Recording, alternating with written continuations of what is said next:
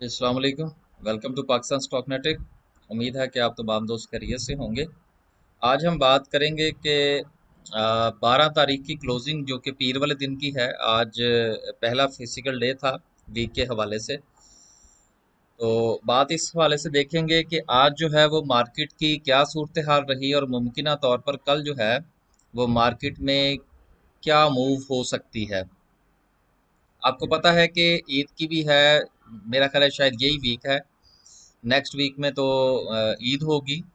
तो उसकी वजह से भी आपको मार्केट के अंदर जो है वो कुछ थोड़ी सी एक्टिविटी जो है वो कम होती हुई नज़र आएगी। जो सरमायाकार है उनका इंटरेस्ट जो है वो मार्केट की बजाय जो दीगर मामलात हैं ख़ास तौर पर कुर्बानी के हवाले से उसमें इंटरेस्ट आपको ज़्यादा नज़र आएगा। तो मार्केट के अंदर हो सकता है कि आपको इस वीक के अंदर कुछ ख़ास मूवमेंट जो है वो नज़र ना आए। दूसरा वैसे भी जैसे ही ईद ख़त्म होगी फिर उसके बाद जो है वो कुछ सिलसिला जो है वो शुरू हो जाएगा आपके फाइनेंशियल।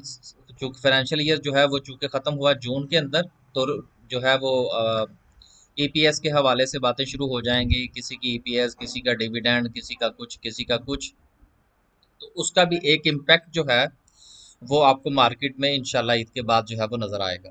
लिहाजा अगर मार्केट जो है वो आपको कुछ डिप्रेस लगती है इस वीक के अंदर, जो मुझे तो लग रही है, तो इसमें कोई ख़ास फ़िक्र वाली बात नहीं होगी कि मार्केट पता नहीं नीचे जाने लगी है, कुछ कोविड की चौथी वेव आ गई है।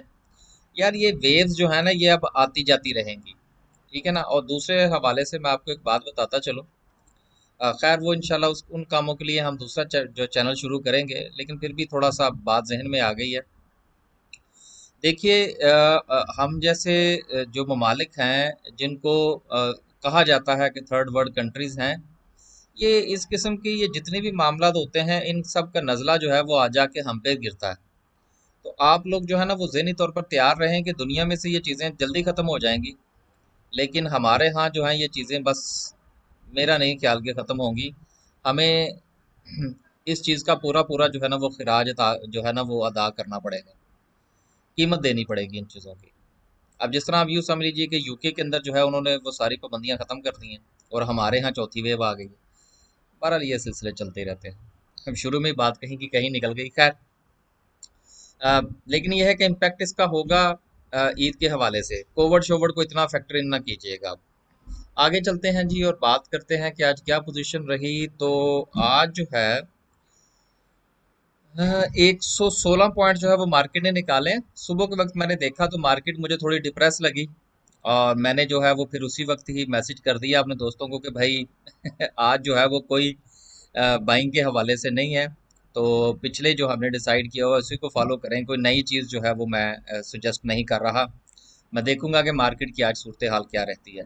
तो मेरा ख्याल है कि मार्केट अभी इसी तरह ही चलेगी ये वीक, और ईद के बाद कुछ जो है वो मार्केट के हालात बेहतर हो जाएंगे। हाँ, अगर ईद से कोई एक दो दिन पहले मार्केट के अंदर कुछ लांग नजर आए तो समझिएगा कि कोई ईद बनाने के चक्कर में है।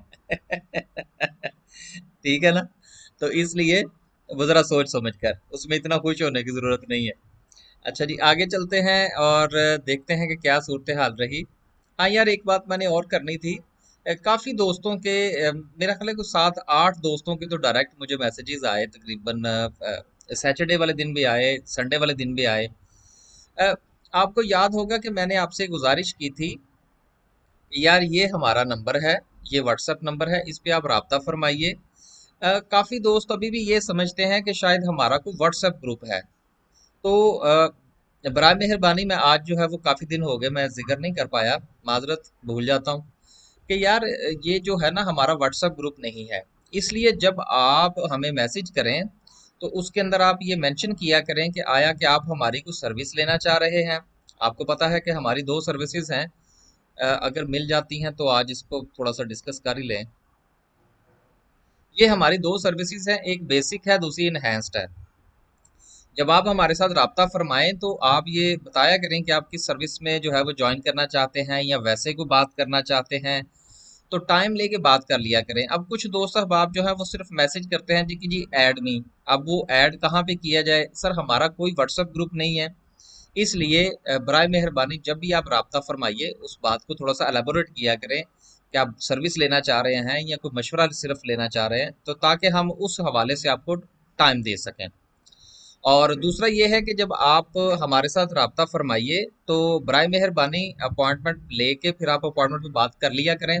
उसका फ़ायदा ये होगा कि अगर आप हमें पहले टेक्स्ट करेंगे, अपॉइंटमेंट बनाएंगे, तो उसका फ़ायदा ये होगा कि हम आपको पूरा पूरा टाइम देंगे, आपकी पूरी बात सुनेंगे, उसका पूरा जवाब देने की कोशिश करेंगे। लेकिन अगर आप विदाउट अपॉइंटमेंट फ़ोन करेंगे तो उसमें काफ़ी चांसेस हैं कि मैं सही तरीके से शायद आपको जवाब ना दे पाऊँ। हो सकता है उस वक्त मेरी जो तवज्जो है वो किसी और तरफ हो। तो इसलिए ये दो तीन चीज़ें हैं, इनका आप बराए मेहरबानी थोड़ा सा जो है वो जहन में रख लीजिए। ये दो दो दिन से मैं सोच रहा था, तो चलने लगते हाथ मेरे जहन में आ गई, तो ये बात भी मुकम्मल हुई। आगे चलते हैं जी और बात करते हैं। 116 पॉइंट आज मार्केट ने निकाले। मार्केट डिप्रेस रही। मार्केट के अंदर जो है वो थोड़े मंदी के बादल छाए हुए हैं। तो कोई बात नहीं यार, मंदी आ रही है, अब कोई अपॉर्चुनिटीज इंशाल्लाह निकलेंगी आज, और अच्छी खासी निकलेंगी। आगे चलते हैं और देखते हैं ग्राफिकल व्यू क्या कहता है। तो ग्राफिकल व्यू जो है इसमें स्टिल जो है टेक्नोलॉजी सेक्टर लीड किए हुए है, और दूसरे नंबर पर फूड सेक्टर है, और लास्ट में ऑटोमोबाइल पार्ट्स का है। हालांकि पार्ट्स के अंदर मैंने लोड्स को देखा है, उसमें अच्छी खासी इंप्रूवमेंट आई है। लेकिन उसके बावजूद भी ये लास्ट पर क्यों है और टेक्नोलॉजी पहले नंबर पर क्यों है, इसका जायज़ा जो है ये हम टॉप 10 सिंबल्स को देखते हैं और फिर हम समरी में इंशाल्लाह डिस्कस करेंगे। पहली वजह जो है वो ये है कि WTL स्टिल 60 प्लस मिलियन का वॉल्यूम लगा इसके अंदर, और ट्रीट के अंदर भी टका के वॉल्यूम लगा है। यार ये मैं सोच रहा हूँ आजकल के ट्रीट के ऊपर कोई एक जो है ना वो मैं बनाऊं वीडियो, कि इसमें कौन सा सोना निकल आया है कि जो इसके साथ ये हालात चल रहे हैं। तो ये कभी कभी होता है मार्केट। मैं अक्सर आप लोगों से एक बात करता रहता हूँ, आपको याद होगा, थोड़ा सा आपको माजी में लेकर चलूं, कि किसी दौर में TRG इस तरह से चला करता था। तो डेली उसमें ट्रेड, और डेली जनाब मिलियंस एंड मिलियंस के वॉल्यूम्स, और पता नहीं क्या कुछ। तो उस वक्त भी मैंने आप लोगों से एक बात कही थी जो कि आज भी वही की वही है, कि देखिए मार्केट के अंदर हमेशा, क्योंकि देखिए मार्केट ने आखिर वो क्या कहते हैं, एक परफॉर्मेंस होती है। जिस तरह आप यूं समझ लीजिए, दुनिया की किसी भी मार्केट के अंदर कुछ प्रोडक्ट्स ऐसी होती हैं जो आती रहती हैं, नई से नई, नई से नई। इसी तरह से स्टॉक मार्केट जो है ना, इसको भी आप एक बाजार ही समझें, एक आम नॉर्मल मार्केट ही समझा करें। तो इसमें भी कोई ना कोई शेयर तो चलना है ना, तो किसी ना किसी का वक्त आया होता है। तो आजकल जो वक्त है वो ट्रेड वगैरह का चल रहा है। ये कुछ चंद दिन चलेगा, फिर इसकी जगह पर कोई और शेयर आ जाएगा। आपको याद होगा कुछ दिनों पहले एसगार्ड 9 चला करता था। एस तीन चार शेयर होते थे, एसगार्ड 9 टेक्सटाइल सेक्टर में से, और हेस्कोल होता था, टेक्नोलॉजी में से होता था ये TRG। तो इस तरह से ये करके चार पांच शेयर्स ऐसे होते थे जो डेली जो है वो चलते थे। फिर वो निकला तो उसके बाद टैली आ गया, टैली निकला तो अब उसके बाद वर्ड कॉल आ गया। इससे पहले कुछ चंद दिन जो है वो बैंकिंग सेक्टर में सिल्क बैंक जो है उसने बड़ा टॉप के रहा। तो ये सिलसिले चलते हैं, इसलिए कभी भी भेड़ चाल का जो है ना वो हिस्सा नहीं बनना चाहिए। कि मसलन एक एक शेर जो है वो अगर चल रहा है, दुनिया उसके पीछे भाग रही है, तो आप भी भागना शुरू कर दें, नहीं। अगर वो आपकी समझ में आता है देन आप उसमें ट्रेड फरमाइए। लेकिन अगर वो आपकी समझ में नहीं आता, तो फिर, अगर आपकी समझ में नहीं आता तो फिर जो है वो आप उसको छोड़ दें, ताकि आने वाले दिनों में जो है वो आप किसी अच्छे शेयर के अंदर जो है वो अपना पोर्टफोलियो बना सके। तो बहरहाल ये बात थी एक। चलते हैं आगे और देखते हैं कि कुछ रह तो नहीं गया यार। यस यार, वो KMI 30 रह गया, उसको जरा देख लें थोड़ा सा, तो फिर चलते हैं सर्किट ब्रेकर की तरफ। तो KMI 30 की क्या पोजीशन है, कोई बात नहीं, सिर्फ 50 पॉइंट निकले हैं, मेरा ख्याल है डिस्कसेबल ही नहीं है। सर्किट ब्रेकर की बात करें तो माशाल्लाह आज भी जो है वो 9 कंपनियां अपर कैप हैं। पाकिस्तान स्टॉक एक्सचेंज का अपना शेयर तो डबल हो गया, तकरीबन 13-14 रुपये से उठा है और 24 रुपये पे चला गया। TPL स्टिल ऊपर है अभी। जिलेट पाकिस्तान भी हुआ। अ, उसके बाद सिटी सिटी फार्मा भी हुआ। देखिए ये सिटी फार्मा के हवाले से मैंने एक बात आप लोगों से कही थी कि ये सर फार्मास्यूटिकल का सबसे सस्ता शेयर है। इसका इम्पैक्ट इसके ऊपर आएगा और आ रहा है। तो देखते हैं जी कहाँ तक जाता है। मैंने ये जब आया था तो मेरे एक क्लाइंट हैं, उनके पास ये है, तो मैंने उनसे कहा था यार 40 तक तो चला ही जाएगा। तो चलें, 37 तो हो गया, पीछे रह गया एक लॉक, एक और लगा तो 40 पूरे। तो उसके बाद हमारा कोई सुनना नहीं है भाई, उसके बाद हमारी बात खत्म। लोअर कैप की बात करें तो कुछ नहीं है यार, लोअर कैप में ये काफी ऊपर चला गया था इसलिए ये वापस आ रहा है। तो जो चीजें ऊपर जाती हैं उन्होंने वापस आना ही होता है। आगे चलें जी, बात करते हैं समरी की। 235 आज डिक्लाइन में और 127 एडवांस में है। ऑटोमोबाइल असेंबलर की बात करें सबसे पहले तो अलगाजी 3 रुपए नीचे। अलगाजी 10 रुपए और निकल जाए ना इसमें से तो फिर देखेंगे इसके हवाले से। एटलस होंडा में से निकले हैं 8 रुपए। राइट। साजगार में से 3 रुपए 25 पैसे और पाक सुजुकी में से निकले हैं 4 रुपए 19 पैसे। मेरा ख्याल ये है कि ऑटोमोबाइल सेक्टर जो है इसके बारे में कहा तो बहुत जा रहा है कि जी इसके अंदर बूम आ रहा है और पता नहीं क्या कुछ हो रहा है, लेकिन मार्केट के अंदर सेंटीमेंट जो है वो थोड़ा डिफरेंट है। तो देखते हैं जी इसका। साजगार अगर थोड़ा सा और नीचे आ जाए, थोड़ा सा तो नहीं, खैर मेरा ख्याल है अभी इसको वेट करें आप। ऑटोमोबाइल सेक्टर के जितने भी शेयर्स हैं मेरे ख्याल में उसको उनमें अभी बाइंग नहीं बनती। ऑटोमोबाइल एसेसरीज की बात करें तो लोड्स ने तो अच्छा परफॉर्म किया आज, लेकिन इसके अलावा बाकी जितने भी हैं वो सारे के सारे डिप्रेस हैं। पैंथर टायर में से 52 पैसे और जनरल टायर में से निकले हैं 58 पैसे। टायर्स को बहरहाल देखा जा सकता है। केबल्स की बात करें तो वेव्स आ गया नीचे। वेव्स नीचे आए तो इसके ऊपर गौर फरमाइएगा। ये अच्छा शेयर है, इसके अंदर वॉल्यूम बहुत अच्छा लग रहा है और पेल की निस्बत ये अच्छा शेयर है। मैं एवरी डे आप लोगों से ये बात कर रहा हूँ। आगे अब आप लोगों ने फैसला तो अपना खुद करना है, पैसा सर आपका है। सीमेंट की बात करें तो सीमेंट आज सारा का सारा ही डिक्लाइन में है। डीजी खान को देखा जा सकता है जी, जाए नीचे तो 110 पे, तो देख लीजिएगा। क्या याद करेंगे, यशी करें। कभी कभी कुछ बता भी देना चाहिए यार लेवल्स के अंदर। बाकी चीजें बाद में देखेंगे। केमिकल सेक्टर भी, एंग्रो पॉलीमर एंड केमिकल जो है वो नहीं, अभी नहीं। लॉटे केमिकल नहीं है, वो भी नहीं।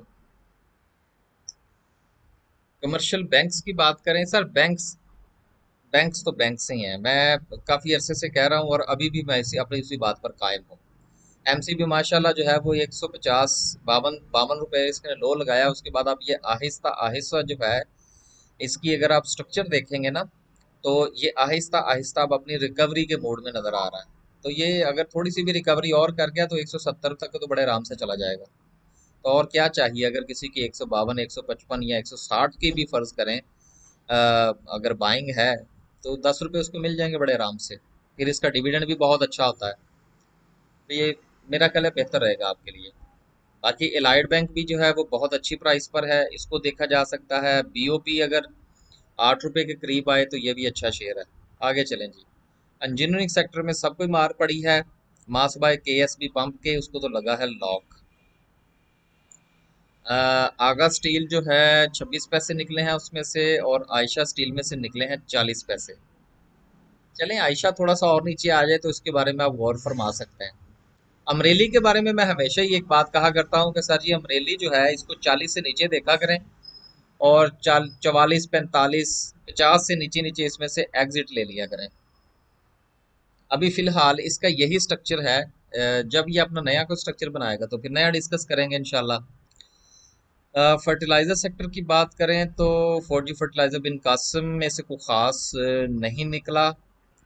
एंग्रो कारपोरेशन में से अलबत्ता निकले हैं 1 रुपये 36 पैसे। एंग्रो फर्टिलाइजर माशाल्लाह काफी ऊपर जा रहा है। मेरा ख्याल है जिनके पास है वो इधर उधर होने की तैयारी फरमाइए। फूड की बात करें तो फूड के अंदर जिलेट पाकिस्तान, ये तो आज अपर कैप हुआ। नेशनल फूड में से 1 रुपये 48 पैसे निकले हैं। मेरा ख्याल ये है कि अभी ये जो अल शहीर वगैरह हैं इनके बारे में थोड़ा सा इंतज़ार फरमाया जाए। और नेशनल फूड भी अभी ऊपर है मेरे हिसाब से। ऑर्गेनिक मीट भी अभी ऊपर है। इस वक्त अगर बाइंग बनती है तो वो बनती है दो सेक्टर्स के अंदर। स्टील सेक्टर के अंदर कुछ चीजें देखी जा सकती हैं, सीमेंट सेक्टर के अंदर भी देखी जा सकती हैं। चलें तीसरा मेरी तरफ से एक और शामिल कर लें। सीमेंट हो गया, स्टील हो गया और बैंक्स हो गए। बाकी सेक्टर जो है वो काफी ऊपर निकले हुए हैं। जिस तरह ये ग्लास एंड सिरामिक्स का है, बात ही नहीं करेंगे इसके ऊपर। इंश्योरेंस को भी छोड़ दें। इन्वेस्टमेंट बैंक्स की बात करें तो फर्स्ट नेशनल इक्विटीज जो है ये 8 रुपये 70 पैसे का है इसका।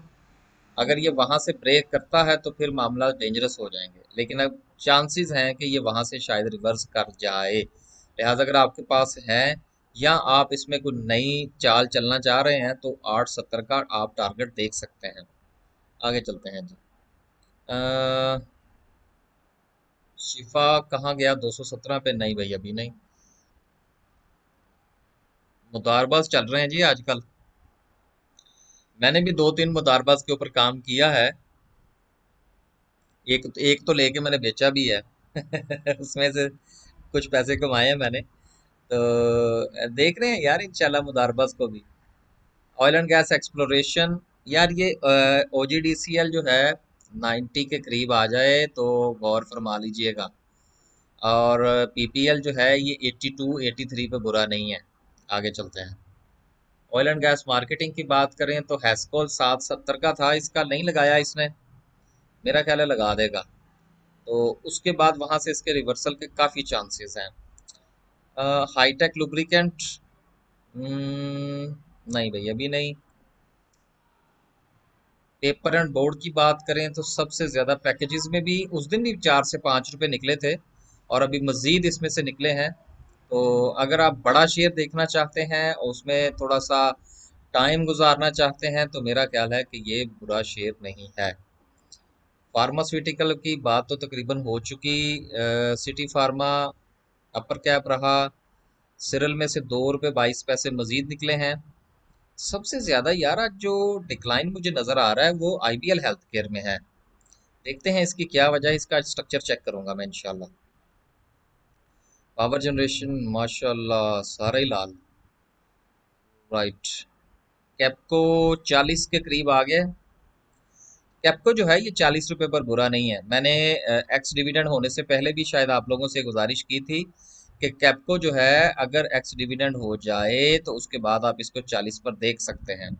तो 40 के करीब तकरीबन आ चुका है ये। अगर आपके पास पहले से मौजूद था और एक्स होने के बाद आपने मजीद बाइंग करनी है तो मैंने शायद कहा था कि 20 से 25% आप 40 रुपए पर ले सकते हैं। उससे आपकी एवरेज अच्छी हो जाएगी। वो स्ट्रेटेजी के बारे में कुछ दोस्तों ने मुझसे पूछा कि जी वो स्ट्रेटेजी हमें कुछ खास समझ में नहीं आई यार, वो तफसील से इंशाल्लाह समझाएंगे किसी वक्त। वो मेरे उस्ताद साहब, मुझे अब अपने उस्ताद साहब की बात याद आ जाती है कि वो अक्सर उनसे बात पूछते थे ना, वो कहते यार ये लंबी स्टोरी है, वो आप पंजाबी में सुननी पड़ेगी आपको। वो कहते थे यार लंबी स्टोरी है, लम्बिया पै के सुनाना नहीं है। ठीक है ना। तो जो लंबी चीजें हैं ना वो जरा चूंकि उनको थोड़ा वक्त दरकार होता है तो इंशाल्लाह तफसील से बयान कर देंगे किसी दिन, ताकि वो कंफ्यूजन आपकी दूर हो जाए। के इलेक्ट्रिक आ गया 3 रुपये 90 पैसे से, वाह जी वाह। आएगा नीचे और तो फिर हम इसको बाय करेंगे इंशाल्लाह। रिफाइनरीज को भी छोड़ें यार। शुगर पे भी आजकल मैं काम कर रहा हूँ। मैंने एक रिकमेंड किया था शुगर का शेयर। अब वो मुझे याद नहीं आ रहा कौन सा था यार। एक मिनट जी, मेरे लिए फारान था। हाँ फारान शुगर था जी। हमने 32 या 33 रुपए पे रिकमेंड किया था और पिछले दिनों ये कुछ 39 रुपए लगाया इसने। तो अच्छा अच्छा खासा गेन है जी इसमें। बाकी किसी को करेंगे तो इंशाल्लाह फिर आपको भी बताएंगे। टेक्नोलॉजी एंड कम्युनिकेशन में तकरीबन 80% डिक्लाइन है। हम नेटवर्क में से 25 पैसे निकले हैं और नेटसोल में से मजीद 3 रुपए निकले हैं। ये नेटसोल का अच्छा है। एक एक दिन अपर कैप, उसके बाद 3 दिन नीचे। अ, पाकिस्तान टेलीकम्युनिकेशन नहीं यार अभी नहीं, बहुत ऊपर है। टीआरजी में हमारा वैसे मूड नहीं है काम करने का। टेक्सटाइल सेक्टर की बात करें, निशात मिल्स, हम्म, नहीं यार कुछ नहीं अभी। वाह जी वाह। टेक्सटाइल स्पिनिंग जो है ये सारा का सारा ही लाल है आज। यार ये देखिए, ये जो सेक्टर्स है ना, आप इनमें थोड़ा सा गौर फरमाया करें। कुछ सेक्टर्स जो हैं उनका एक वक्त होता है चलने का, और कुछ सेक्टर्स होते हैं जिनको हम सदाबहार सेक्टर्स कहते हैं। ठीक है ना, फर्टिलाइजर सेक्टर है, सदाबहार है। इसके अलावा आपका जो तकरीबन तकरीबन, ज्यादा तो नहीं कहना चाहिए, लेकिन सीमेंट एंड स्टील भी तकरीबन तकरीबन चलते ही रहते हैं पाकिस्तान में। कुछ थोड़ा सा इनके दरमियान डिप आती है, जिसमें बरसात का मौसम वगैरह होता है, उसमें इनके इनमें ज़रा थोड़ा सा प्रोडक्शन वगैरह कम हो जाती है। बाकी तकरीबन कंस्ट्रक्शन की एक्टिविटीज़ जो है वो पाकिस्तान में सारा साल ही किसी न किसी सूरत में चलती रहती हैं। जहाँ तक हमारा ये टेक्सटाइल सेक्टर का है ताल्लुक है ना, तो ये सारे के सारे चूंकि जुड़े होते हैं एक्सपोर्ट्स के साथ, तो ठीक है, एक्सपोर्ट वाली कंपनियां कमाती भी बहुत हैं, लेकिन इनके अंदर जो है ना वो थोड़े से मामला पेचीदा होते हैं। तो इन चीज़ों को ज़रा देखा करें, किसी के अंदर भी किसी सेक्टर के अंदर भी एंट्री फरमाने से पहले। आगे चलते हैं जी और टोबैको की बात करते हैं। तो पाकिस्तान टोबैको चला गया वापस, चलें अच्छी बात है जी। ये मैंने अपने दोस्तों को रिकमेंड किया था पाकिस्तान टोबैको, और साथ में मैंने लिखा था कि भाई अगर आप गुजारा गुजारा कर सकते हैं, थोड़ा इंतज़ार कर सकते हैं, तो आप इसको खरीदिएगा, अदरवाइज ना खरीदिएगा। तो वो चला गया ऊपर जी, अच्छी बात है। ट्रांसपोर्ट की बात करें, माशाल्लाह, पाकिस्तान नेशनल शिपिंग कारपोरेशन में से ₹1.5 निकला है। ये तो पिछले दिनों काफ़ी अच्छा खासा ऊपर चला गया था। देखते हैं जी इसको इंशाल्लाह। बस यार और कुछ नहीं है। लास्ट पे जो है वो हम डिस्कस करते हैं इसकी कैंडल को। देखिए आज की कैंडल जो है वो भी बाकायदा तौर पर आपको डिप्रेस नज़र आ रही है, ऊपर से काफ़ी सेलिंग प्रेशर है। कैंडल जो है वो भी लाल है। इसमें कहीं से भी हमें नीचे से वीक जो है वो बाइंग जो है वो हमें नज़र नहीं आ रही। तो ज़्यादातर जो हमें सेलिंग प्रेशर जो है वो नज़र आ रहा है बाकायदा तौर पर। हमने जब बात की थी फ्राइडे वाले दिन, तो उसमें भी हमने इस बात का जिक्र किया था कि मार्केट मुमकिन तौर पर 47,000 तक जा सकती है, जहां से मार्केट ने रिवर्सल लिया था, बाउंस बैक किया था। अब मार्केट ने जो बाउंस बैक किया था, उस वहां पर जो पोजीशन थी वो ये थी, ये वाली, ये बिल्कुल ये कैंडल थी। और इस कैंडल के नीचे जब ये वीक बनी थी, और ये कैंडल जिस दिन बनी थी उस दिन मैंने इस खदशे का इजहार किया था कि जी मार्केट के रिवर्सल के चांसेस हैं। और आज जो है वो इसी तरह की जो कैंडल बनी है, तो ये खदशे का इजहार ये किया जा सकता है कि मार्केट 47,000 तक जा सकती है नीचे। लेकिन एक उससे भी बड़े खतरे की बात जो है, जो अजम्पशन जो है वो ये है कि अगर मार्केट जो है 47,000 का लेवल अगर तोड़ती है, तो फिर मार्केट को मेरी ख्वाहिश के मुताबिक 46,000 तक जाना चाहिए। क्योंकि अगर वो 46,000 तक नीचे जाती है तो वहां से मार्केट बहुत अच्छा बाउंस बैक कर सकती है। अगर दरमियान में से वापस पलटेगी तो शायद मार्केट अपने 47,000 के लेवल को ना तोड़ पाए, लिहाजा वो 46 तक जाए नीचे, वहां से वापस आएगी, सो देर इज अ चांसेस कि वो 47 को भी क्रॉस कर जाए। अगर हम अपने इंडिकेटर्स की बात करें तो एक दो इंडिकेटर्स हैं, इंडिकेटर्स पर भी इंशाल्लाह वीडियोस बनाएंगे जी। वो भी आप जरा साथ साथ थोड़ा थोड़ा सा फीडबैक देना शुरू करें। कौन सा था यार वो, जिगजैग। जिगजैग जो है इसने अभी तक मार्केट का लो डिसाइड नहीं किया। उसकी रीजन क्या है? उसकी रीजन ये है कि मार्केट इस वक्त जिस फेज के अंदर चल रही है, यहाँ पर मार्केट के अंदर कोई मूव नहीं है। ये जो आपका इंडिकेटर है, ये उसी सूरत में काम करता है कि जब ये एक हद से ज्यादा मार्केट के अंदर अपसाइड मूव हो या डाउनवर्ड मूव हो। तो आगे चलते हैं जी। ये आप पीछे से आवाजें सुन रहे होंगे, काफी सारी आवाजें जो है वो आजकल अजीब किस्म की सुनने को मिलती हैं, और स्पीकर यूज करते हैं बगैर किसी वजह के। आगे चलते हैं जी और बात करते हैं। यार वो जिगजैग मैं दोबारा एक्सप्लेन ना कर दूं, मेरा ख्याल है, क्योंकि वो पीछे से आवाज आ गई थी। जिगजैग के हवाले से मैं ये बात कर रहा था कि ये जिगजैग उस सूरत में आपको मार्केट का लो डिसाइड करेगा कि जब मार्केट एक पॉइंट से ऊपर चली जाएगी। अब मार्केट जो है वो चूंकि 48,000 से ऊपर नहीं जा रही, और वहीं जो है ये अपना वो अप डाउन सिचुएशन दिखा रही है, जिसकी वजह से ये इंडिकेटर जो है ये परफॉर्म नहीं कर पा रहा। ये उसी सूरत में परफॉर्म करेगा जब ये मार्केट के अंदर कोई अच्छी मूव देखेगा, अपसाइड या डाउन साइड। देखिए कभी भी अच्छी मूव जो है वो अपसाइड की नहीं होती, वो डाउन साइड की भी अच्छी मूव हो सकती है। मतलब मैं तो डाउन साइड की मूव को बड़ा अच्छा समझता हूँ। आगे चलते हैं जी। और आरएसआई, आपको याद होगा मुझे आरएसआई से एक बात याद आ गई कि पिछले दिनों जिस दिन जुमेरात वाले दिन मार्केट ने ये 700-800 पॉइंट डाले थे, उस दिन मैंने आपसे एक बात कही थी। और मैंने बात ये कही थी, साथ में मैंने जो मैकडी है इंडिकेटर उसको भी इस्तेमाल किया था कि मार्केट में अब बहुत सारे दोस्त अहबाब जो 100% इंडिकेटर्स पे काम करते हैं, 800 पॉइंट्स के इजाफे के बाद बहुत सारे इंडिकेटर्स जो हैं वो बाय की कॉल जनरेट कर देंगे। और अगर आप सिर्फ महज और महज इंडिकेटर्स की बुनियाद पर काम करने वाले हैं, देन आप सही डिसीजन नहीं कर पाएंगे, क्योंकि इंडिकेटर्स ने तो आपको बता देना है कि आप खरीद लें, आपने खरीद लेना है और अगले दिन मार्केट नीचे। और यही हुआ। तो सिर्फ ये कहने का मतलब ये है कि आप इंडिकेटर्स से काम जरूर करें, लेकिन सर पूरा का पूरा उनके कंधे के ऊपर बंदूक रख के ना चलाया करें। कुछ टेक्निकल्स देखें, कुछ फंडामेंटल्स देखें, फिर इंडिकेटर्स देखें, कैंडलस्टिक चार्ट देखें, लॉ एंड ऑर्डर की सिचुएशन देखें, मुल्क के सियासी हालात के ऊपर थोड़ी सी नज़र दौड़ाएं।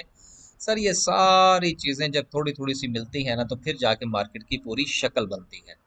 तो बहरहाल चलते हैं आगे। आरएसआई जो है ये इस वक्त 48 पर है।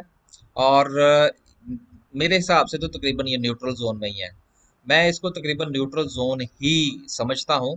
देखिए कुछ चीज़ें ऐसी होती हैं जो इंडिकेटर्स को देखकर जो इंडिकेटर्स बनाने वाले हैं या जो इंडिकेटर को एक्सप्लेन करते हैं वो आपको बताते हैं कि जी ये इस तरह से चलता है।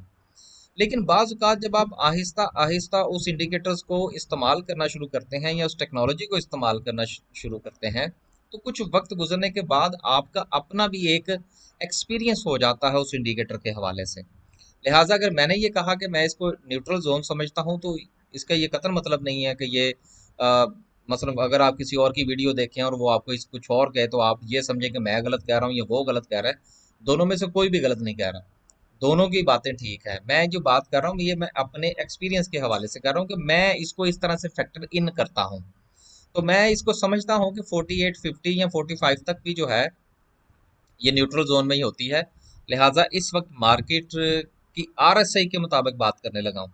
इस वक्त आरएसआई के मुताबिक मार्केट जो है ना तो वो डाउनवर्ड मूव में है ना अपवर्ड मूव में है, इट इज ऑन साइडवेज।